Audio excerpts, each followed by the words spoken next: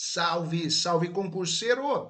Professor Heitor Ferreira, seu professor de atualidades, iniciando com você, meu caro aluno, mais um super bloco. Vamos fazer aquela retrospectiva mensal sobre o mês de julho. Julho de 2023, começando a partir de agora, professor Heitor Ferreira, segue lá o arroba pergunta pro Heitor para continuar consumindo o meu conteúdo. E agora, para a gente começar bem, a divisão entre eventos mundiais e eventos nacionais.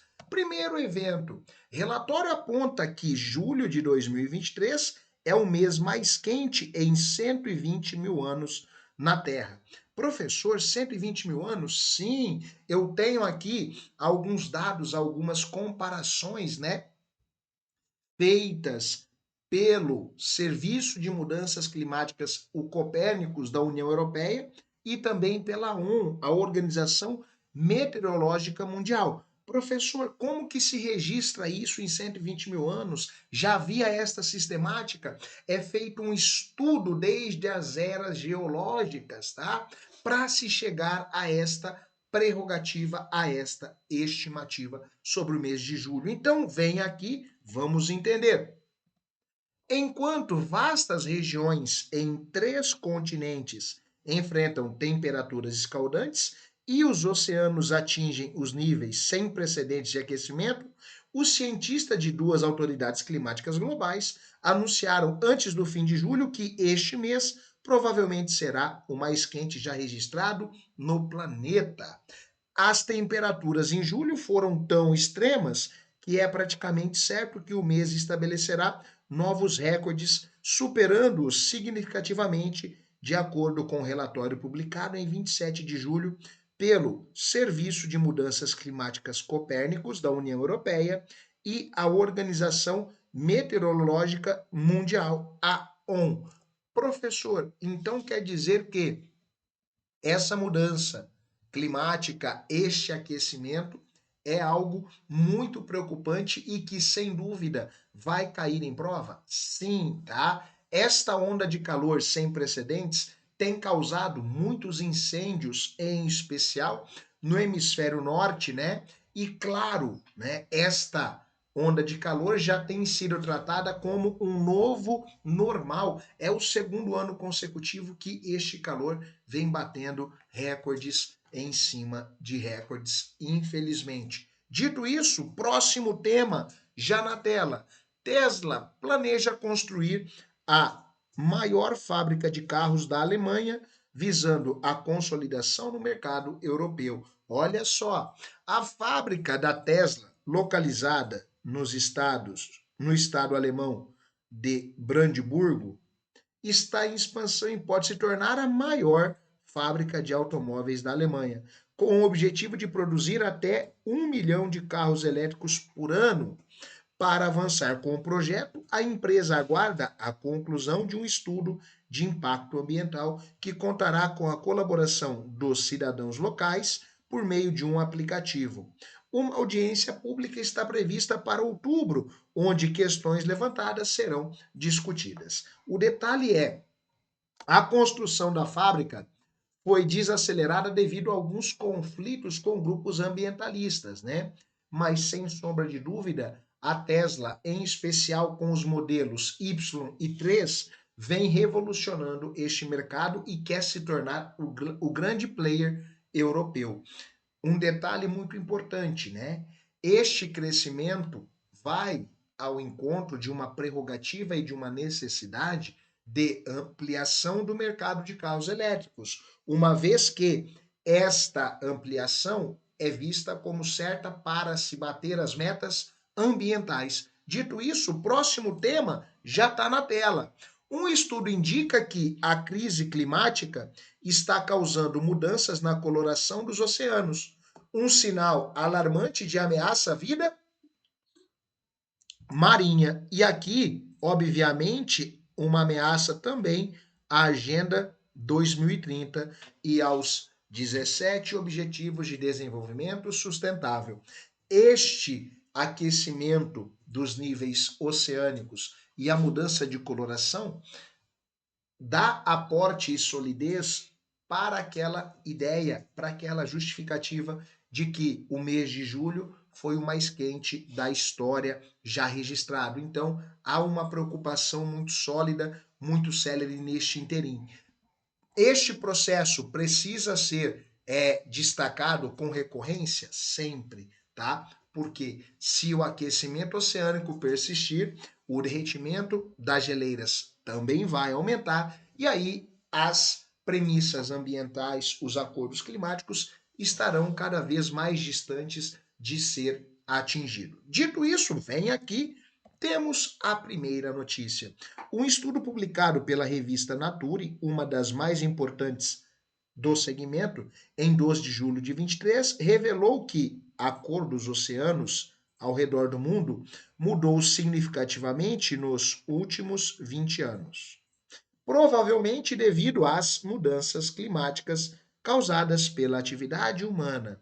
A pesquisa foi conduzida pelos cientistas do Centro Nacional de Oceanografia do Reino Unido e do Instituto de Tecnologia de Massachusetts, o MIT. Um detalhe, né? Recentemente nós tivemos no Brasil, no estado do Espírito Santo, uma formação rochosa, né, no Oceano do Espírito Santo, com base em plástico. O plástico derretido se atrelou a rocha. Você está brincando, professor? Não. Então, olha os impactos ao meio ambiente que a poluição oceânica, plástico no mar tem gerado. Fora isso, o aquecimento global vem trazendo diversos danos. Dentro dessa seara, nós temos que ressaltar: mais de 56% dos oceanos do mundo experimentou mudanças de cor que não podem ser explicados pela variabilidade natural. Os oceanos tropicais, próximos à linha do Equador em particular, tornaram-se mais verdes, indicando alteração nos ecossistemas marinhos. Professor, essa mudança é uma mudança real? Sim. Esta tendência de mudança vem sendo monitorada através do quê? De um monitoramento espacial utilizado pelo satélite Aqua. Professor, então, dentro desta prerrogativa de mudança da cor do oceano, o aquecimento dos mares corrobora diretamente para isso? Sim, e pode trazer danos grandiosos à vida marinha. Então, liga um alerta. Dito isso, vem aqui próximo tema. A cúpula da OTAN conclui com compromisso, perceba, de apoio à Ucrânia e estabelece um conselho especial para que ela possa participar. Porém, eu tenho que ressaltar um fator. Qual, professor? Olha só, mesmo com esta situação, esta ideia de acordo, esta expansão, eu preciso ressaltar para você que ela não foi aceita, obviamente, ainda na OTAN. Professor, e possivelmente não será, né? Possivelmente não. Enquanto houver a Rússia sobre o seu território, ela não vai ser aceita. Ah, interessante. Mas então por que criar um conselho especial? Só para que ela pudesse participar, né? A estreia do novo conselho já aconteceu durante a cúpula, mas é só um poder de voto. Ela não vai ser incorporada, porque senão eu levaria este conflito a todos os Estados-membros da OTAN, o que transformaria um conflito regional em uma guerra, em uma terceira guerra mundial. Seria muito preocupante, diga-se de passagem. Dito isso, vem aqui, vamos ao que interessa. Em 12 de julho de 23, encerrou-se a cúpula da OTAN, realizada na Lituânia, com uma declaração que reitera o compromisso do bloco em apoiar a Ucrânia. Uma das medidas anunciadas na cúpula para pavimentar o caminho e para a futura adesão do país foi a decisão de criar um novo conselho com uma cadeira reservada especificamente para a Ucrânia. Mas, como eu disse, este processo não assegura exatamente nada. Ou seja, mesmo com ela assumindo uma cadeira, ela ainda não vai ter a defesa por parte da OTAN, tá? Ah, interessante, professor. Até para que o conflito não aumente de proporção de forma considerável. Dito isso, próximo tema já está na tela para você. Intensificação da crise de fome global. Isso aqui é um problema seríssimo, né? As agências das Nações Unidas emitiram um alerta enfatizando que a fome se agravou significativamente em todo o mundo durante o último período analisado, resultando em um aumento de 122 milhões de pessoas em situação de fome.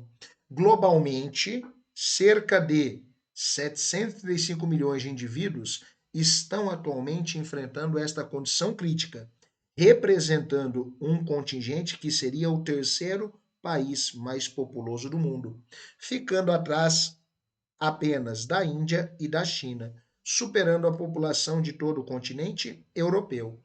A questão da fome tem vários fatores que vão corroborar para isso, né? A pandemia da Covid-19, né, ajuda muito nisso.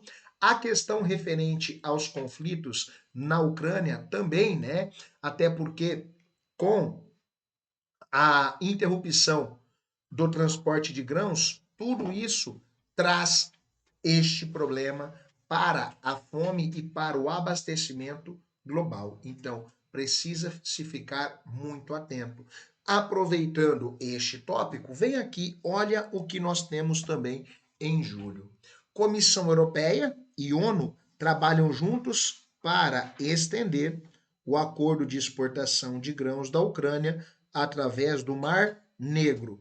Este acordo de exportação, ele é muito importante para a questão da fome mundial, né? Opa, sério? Sério.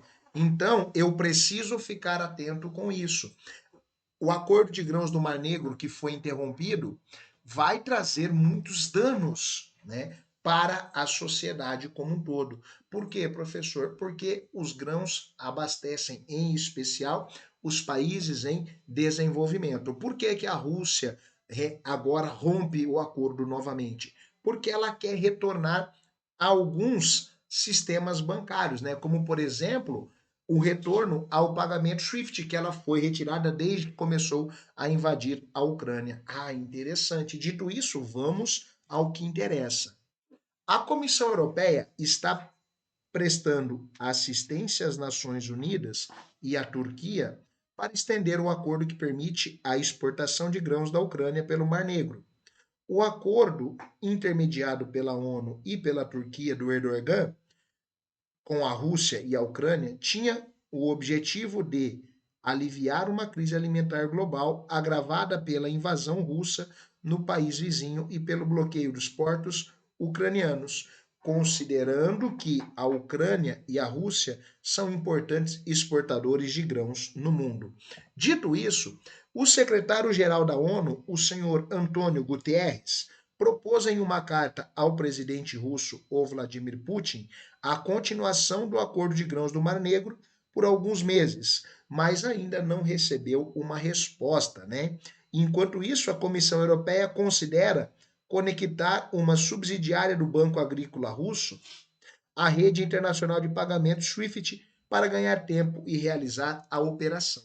Então, obviamente, esta questão da Ucrânia e da Rússia vai trazer desdobramentos e pode corroborar para o aumento da fome em escala global. Professor, então precisa se mediar isso o quanto antes? Sim, né? Nós já temos aí a Ucrânia tentando outras rotas, mas por enquanto nada muito eficiente. Tranquilo? Bora para o próximo tópico.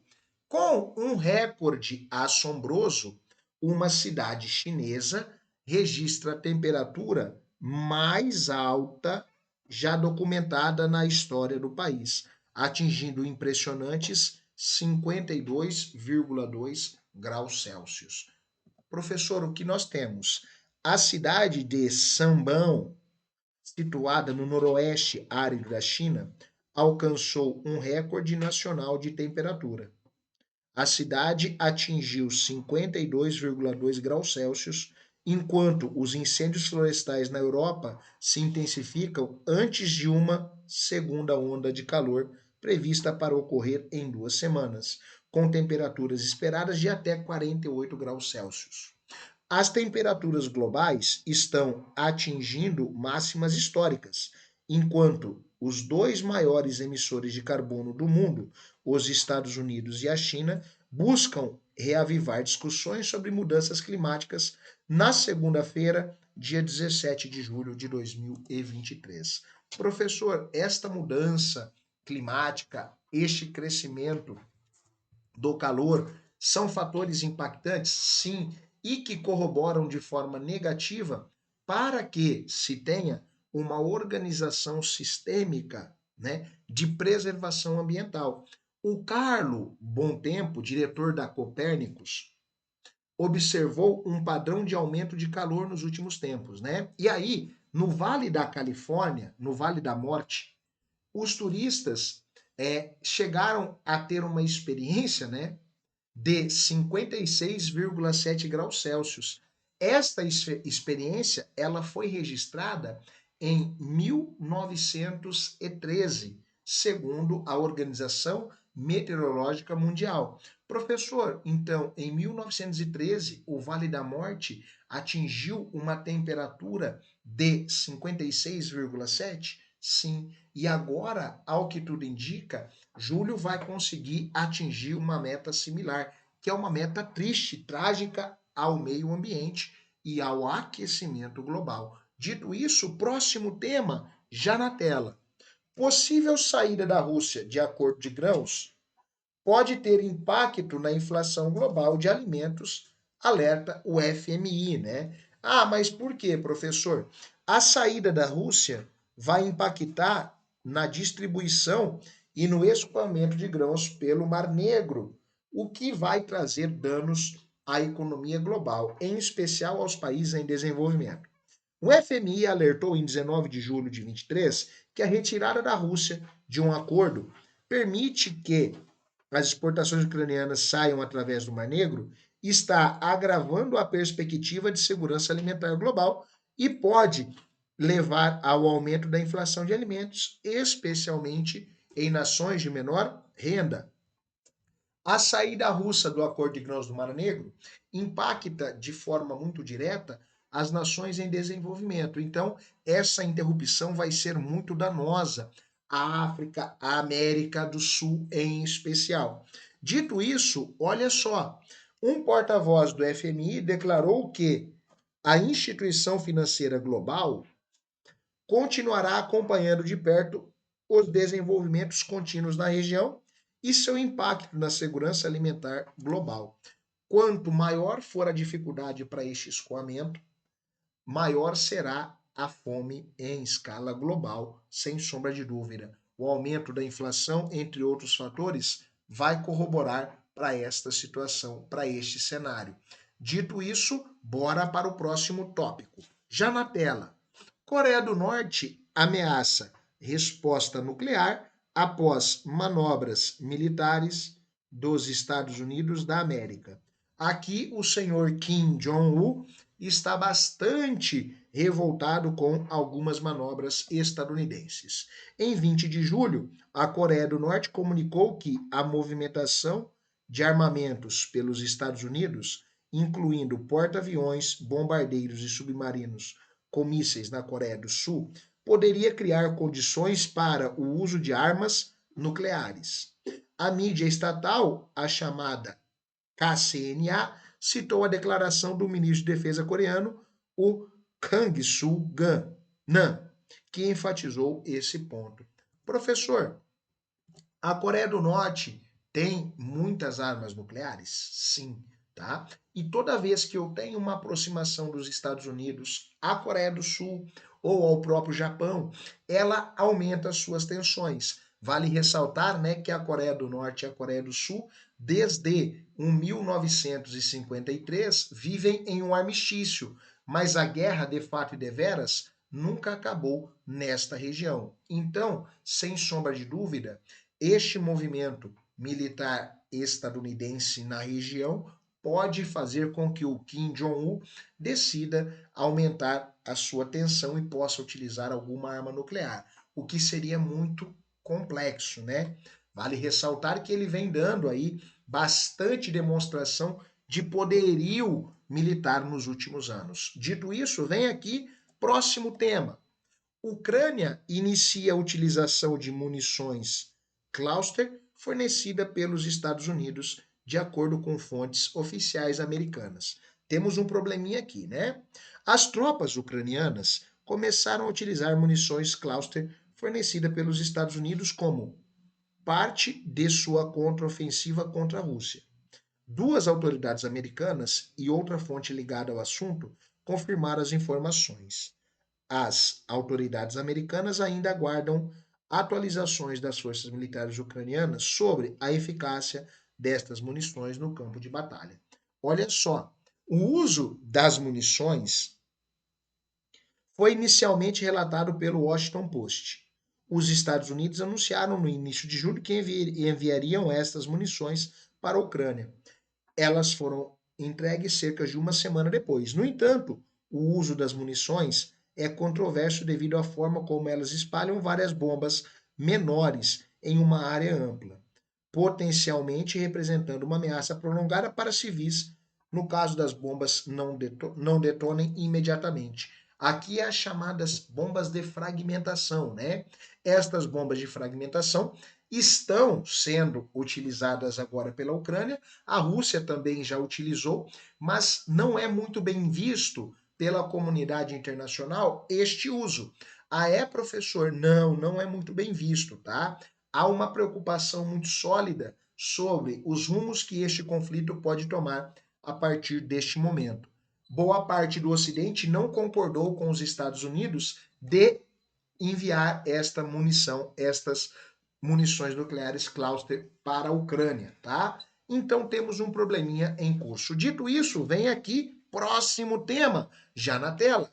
Satélite de comunicação de maior porte já lançado é enviado ao espaço. Nós temos aqui em 29 de julho o maior satélite de comunicação do mundo, o Júpiter 3, que foi lançado ao espaço a bordo de um foguete, o Falcon Heavy da SpaceX, partindo de uma base na Flórida, nos Estados Unidos. Um detalhe importante, tá? Há um histórico aqui. Nós tivemos o Júpiter 1 lançado em 2012 e o Júpiter 2 lançado em 2016. Agora vem o Júpiter 3 com esta prerrogativa de ser o maior satélite de comunicação já lançado da história. Dito isso, vamos lá. Alguns fatos sobre o Júpiter 3. O espectro ele opera na banda Ka, né, além da banda Q e V para Gateway. A cobertura oferece uma cobertura nas regiões da América do Norte e da América do Sul. A velocidade pode alcançar uma velocidade de até 100 Mbps. A capacidade, uma transmissão superior a 500 Gbps. O tamanho compactado tem o tamanho de aproximadamente um ônibus escolar, né, medindo 7,9 metros. O tamanho implantado, os seus painéis solares se estendem por 10 andares, totalizando 38 metros de comprimento. Os painéis solares, nós temos 14 painéis solares para geração de energia. A posição, o Júpiter 3 é posicionado a 95 graus de longitude a oeste. Ele vai operar numa distância de 35.888 quilômetros acima da superfície da Terra. O fabricante, né, é a empresa Maxar, e os setores de serviço vão oferecer aí diversos setores, incluindo consumidores, pequenas empresas, companhias, governos, prestadores de serviços e mobilidade aeronáutica e marítima. Então, este maior satélite de comunicação traz para a gente aí uma prerrogativa importante. Há aí um cenário bem interessante para a gente pensar, para a gente balizar em avanços nas telecomunicações e das chamadas TICs, tecnologia da informação e comunicação. Vem aqui, próximo tema, Senado estadunidense. O Senado dos Estados Unidos conduzirá audiência sobre a utilização da inteligência artificial da IA. Os senadores dos Estados Unidos demonstraram uma preocupação com o potencial uso malicioso da IA e planejam convocar desenvolvedores, executivos e especialistas para participarem de audiências sobre possíveis salvaguardas legislativas. O líder da maioria democrata no Senado, o Chuck Schumer, destacou que existe um interesse bipartidário em abordar a questão da IA, sendo necessário elaborar uma legislação que estimule a inovação, mas também contenha medidas de precaução para evitar os riscos associados à tecnologia. Então, olha que interessante. Esta organização por parte do Senado americano, né, este fórum que está sendo debatido, esta organização, é para que o processo de inovação tecnológica não tenha uma limitação antecipada, mas acima de tudo, este probleminha da IA também vem para a gente regulamentar, criar um comitê de segurança, e aí eu posso ter investimentos, eu posso ter avanços que a priori não seriam possíveis. Então, há toda uma discussão dentro dessa estrutura. Eu vou criar fatores que são limitadores para não ter restrições antecipadas sobre o assunto e para se ter uma legislação específica. Vale ressaltar que não é apenas os Estados Unidos que está preocupado com isso. A Europa também já vem discutindo esta forma de regulamentação. Dito isso, o próximo tema já está na tela. Na cúpula da CELAC, União Europeia, os países alcançam um texto final sem abordagens hostis em relação à Rússia, né? O que já era uma expectativa. Na cúpula entre a Comunidade dos Estados Latino-Americanos e Caribenhos e a União Europeia, apesar de termos iniciais de líderes europeus de que o texto final não seria alcançado, os países chegaram a um consenso. O documento emitido durante a cúpula menciona aqui a guerra em curso na Ucrânia, mas evita termos hostis em relação à Rússia. No entanto, um asterisco é colocado no final do texto, indicando que um país não concorda com um parágrafo específico. Este país é a Nicarágua, do Ortega, né? O trecho em questão está relacionado à guerra. Professor, qual é o parágrafo? O parágrafo 15 deste texto não foi ratificado pela Nicarágua de Daniel Ortega. O texto faz menção ao conflito na Ucrânia e expressa preocupação com seus impactos, incluindo o sofrimento humano e os efeitos negativos na economia global.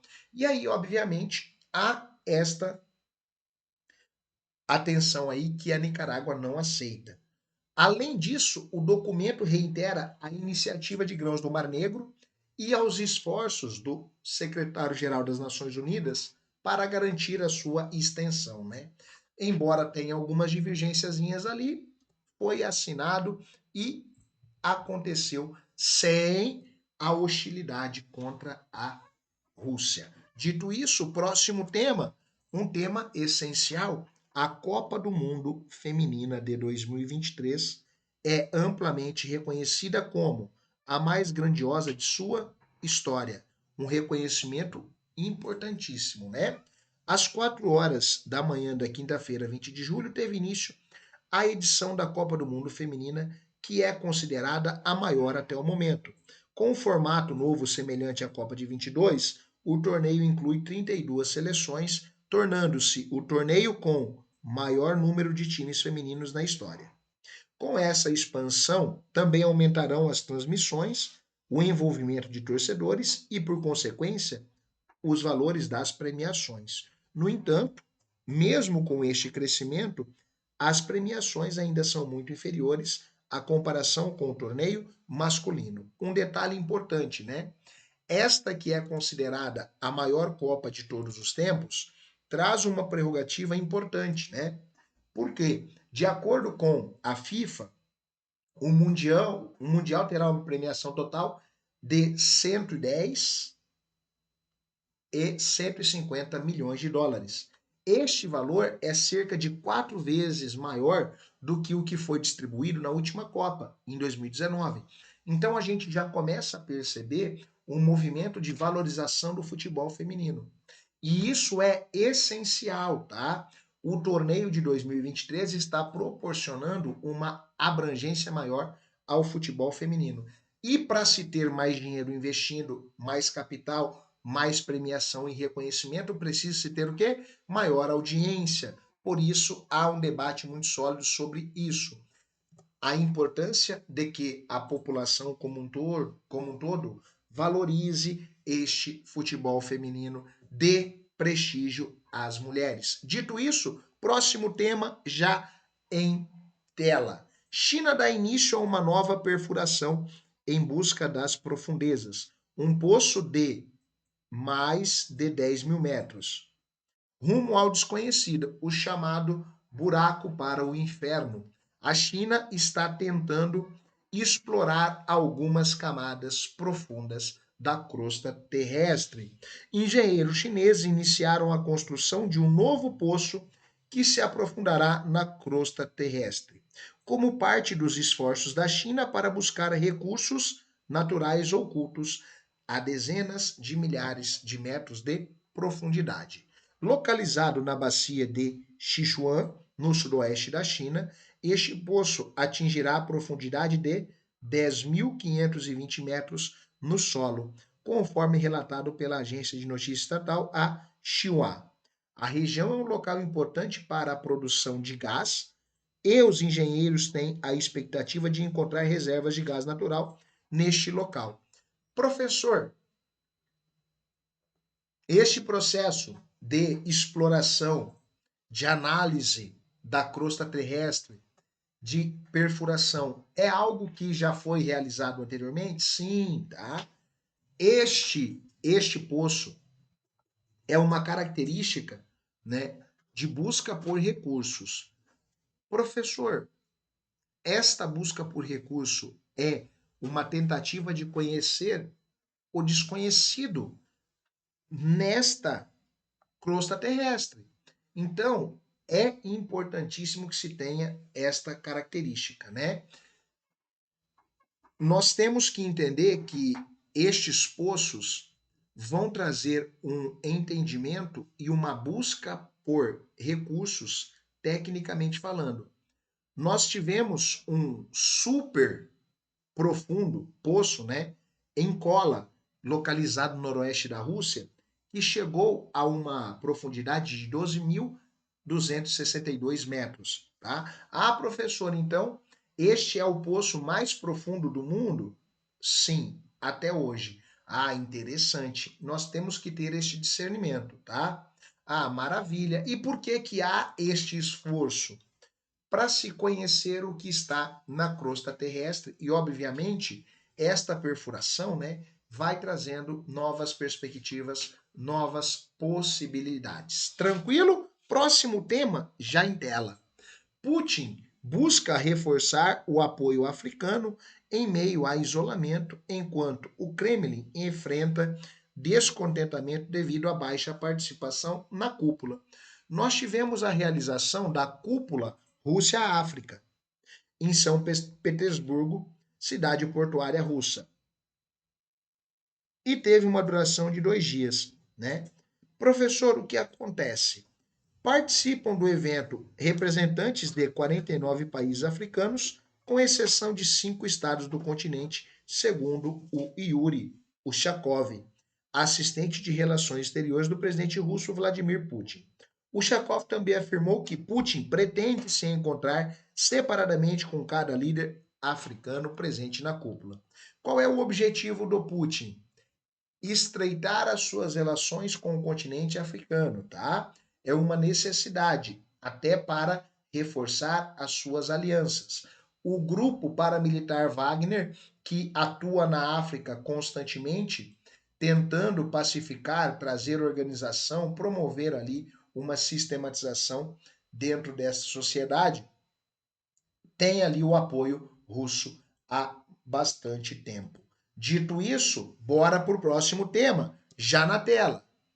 Forças militares do Níger suspendem a Constituição e nomeiam o quê? Um novo chefe de governo. Golpe militar no Níger. É, meu caro.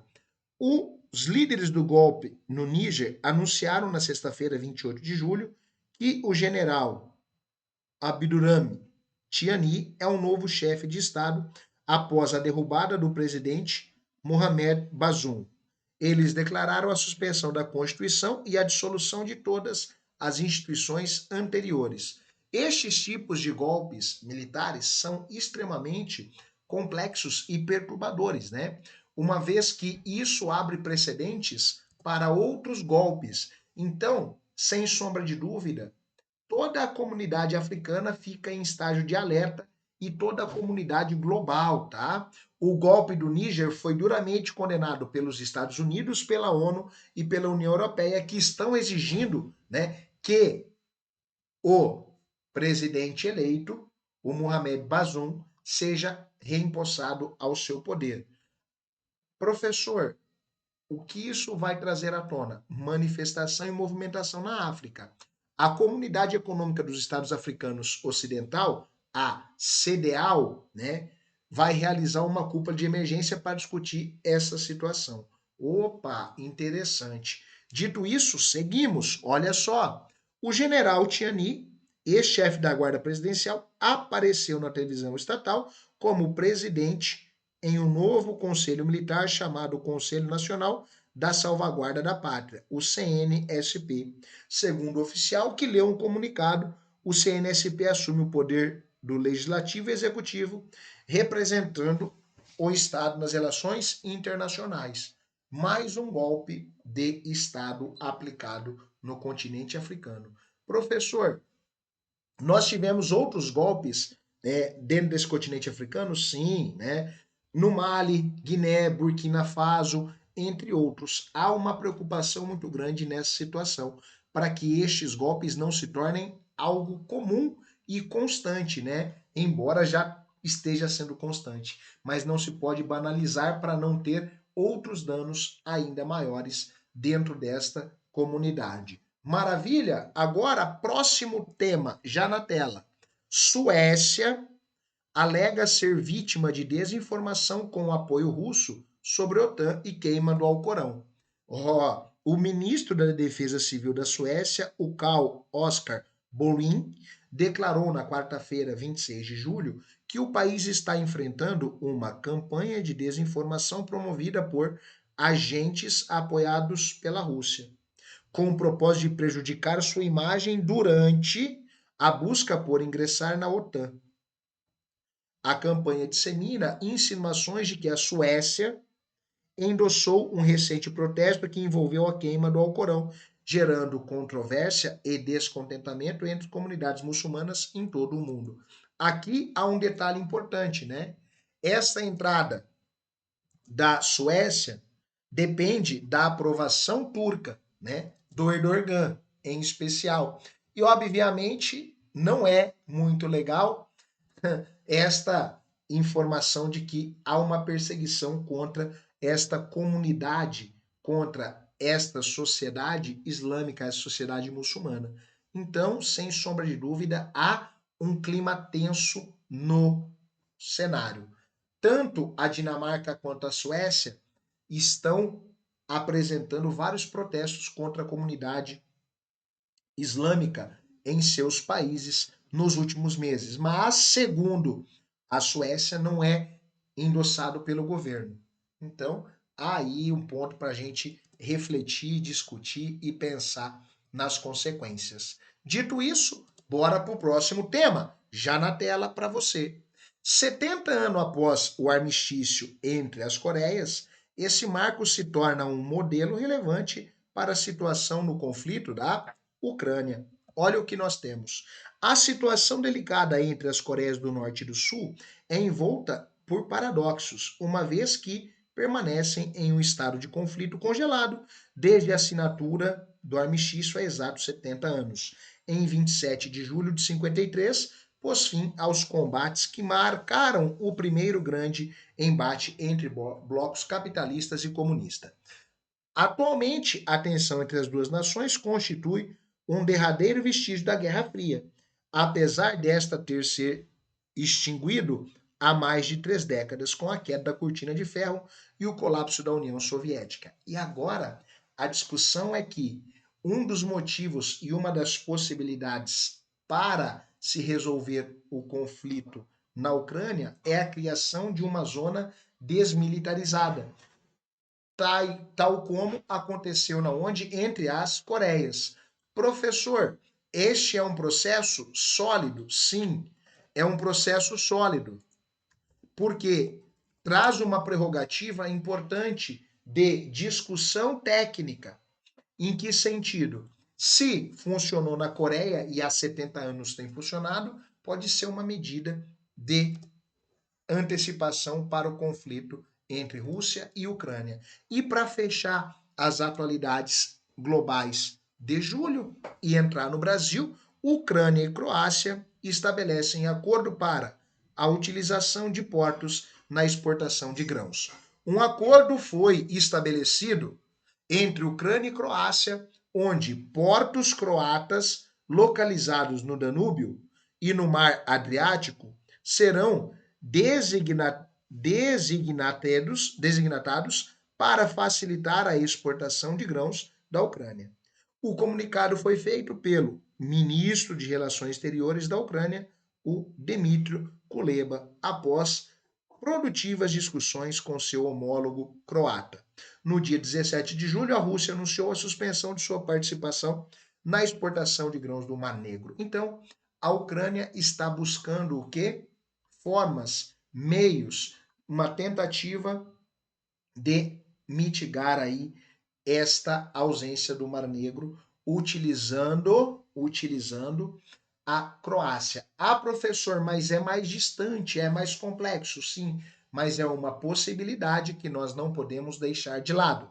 Esta interrupção no acordo de grãos do Mar Negro traz problemas e impacta diretamente a economia brasileira, tá? Vale ressaltar que o Brasil tem aí a sua grande relação e uma boa dependência destes grãos. Obviamente, isso mexe com toda a economia global. E assim a gente fecha a parte geral. Agora vamos dar um foco no Brasil. Vem aqui, atualidades de julho, com ênfase 100% no Brasil. Primeiro tema já está na tela. Lula marca presença na cúpula do Mercosul, realizada na Argentina. Em 4 de julho de 23, o presidente Lula participou da reunião da cúpula do Mercosul em Puerto Iguaçu, na Argentina. Durante este encontro, o Brasil assumiu a presidência do bloco pelos próximos 6 meses, né? O Brasil aí que vem se organizando e vem se consolidando em uma liderança da geopolítica da América do Sul, agora vai antecipar e vai tentar, na sua presidência, assinar o acordo entre o Mercosul e a União Europeia. Este é um dos desejos do Lula. Dito isso, olha só, durante seu mandato, o presidente do Mercosul, o governo brasileiro planeja abordar necessidades de realinhar o processo de integração regional com os demais membros do grupo.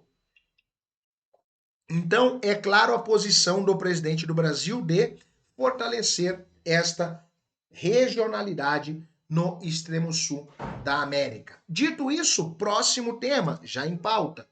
De acordo com a ONU, durante o período de 2020 e 2022, aproximadamente 10% da população brasileira enfrentou a escassez alimentar.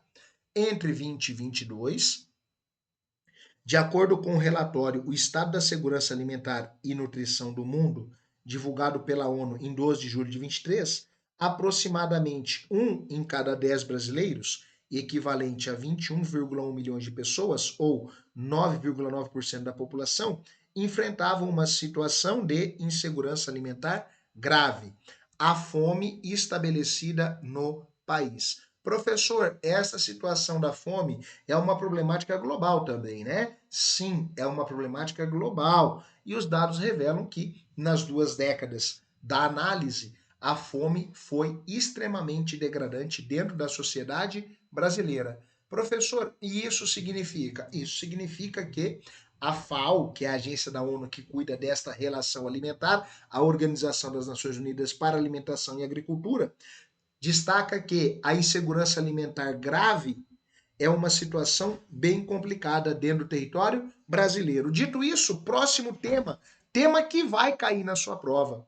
Rosa Weber apresenta a primeira tradução da Constituição para a língua indígena no estado do Amazonas. E aqui eu tenho a Iengatu como língua escolhida, né? Olha que beleza. A presidente do Supremo Tribunal Federal, a ministra Rosa Weber, lançou um marco histórico ao apresentar a primeira tradução da Constituição do Brasil para a língua indígena. O idioma escolhido para esse projeto inovador foi o Iengatu, também conhecido como Tupi moderno, né?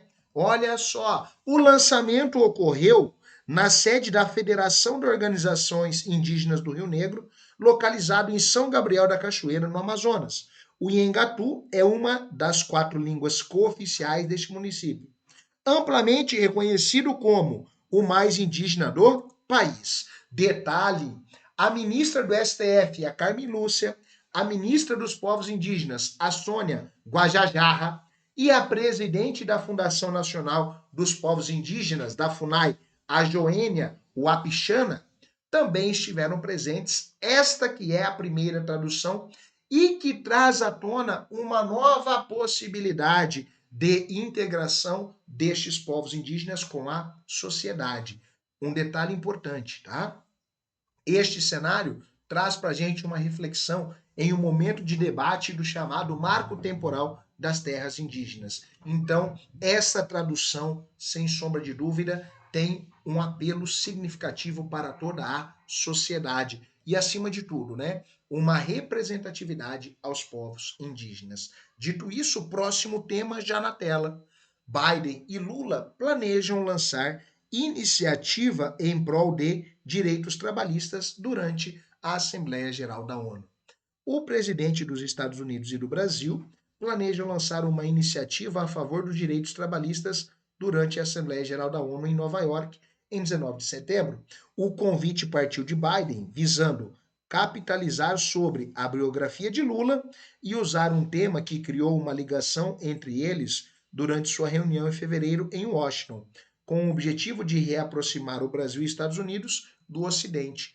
Aqui um debate sobre esta questão do trabalho, né? Uma reflexão com relação ao trabalho análogo à escravidão e outras abordagens, pode colocar tanto o Brasil quanto os Estados Unidos em uma posição bem privilegiada frente ao Ocidente, frente à ONU, né? Trazendo aí elementos importantes e essenciais para se entender este processo e criar um bem-estar dentro do Ocidente. Dito isso, próximo tema, tema de grande repercussão. Barbie e Oppenheimer arrecadam quase 100 milhões em sua estreia no Brasil durante o primeiro final de semana. Nos primeiros dias de exibição, os filmes da Barbie e Oppenheimer atraíram um público de mais de 4 milhões de espectadores brasileiros aos cinemas. De acordo com a Abraplex, essas duas produções cinematográficas conseguiram a arrecadação combinada de 97 milhões durante o período de estreia, o que ocorreu entre quinta-feira, 20 de julho, e domingo, 23 de julho. Professor, isso é importante? É essencial, uma vez que este segmento foi muito abalado durante o período pandêmico, né? Para ser exato, o filme da Barbie arrecadou aproximadamente 84 milhões, enquanto o Oppenheimer 13 milhões. Bilheterias que são recordes e que vem colocando o cinema, né, e a nossa Abraplex, a Associação Brasileira de Empresas Exibidoras Cinematográficas Operadoras de Multiplex, em um processo bem positivo, né? Então a gente começa a ver uma retomada boa dentro desta situação. Dito isso, mais um tema importante de repercussão internacional. Reino Unido concede a aprovação de um acordo do Brasil para evitar a dupla tributação. Este acordo que vem aí sendo discutido há alguns anos, diga-se de passagem, né? O parlamento do Reino Unido deu a aprovação final ao acordo assinado com o Brasil para evitar a dupla cobrança de impostos sobre empresas e profissionais que atuam nos dois países. Essa aprovação britânica, ó, aumenta a pressão sobre o governo do presidente Lula, que ainda não enviou o acordo para análise no Congresso Nacional Brasileiro. Esta dupla tributação é prejudicial à economia, né? E agora, com a aprovação por parte do Reino Unido, o presidente Lula vai ter que acelerar, vai ter que despertar e antecipar este processo, senão vai ficar ruim. Dito isso, olha só, as negociações para o tratado da tributação começaram na metade da década passada e foram finalizadas em novembro de 22, ainda antes do término do governo Bolsonaro.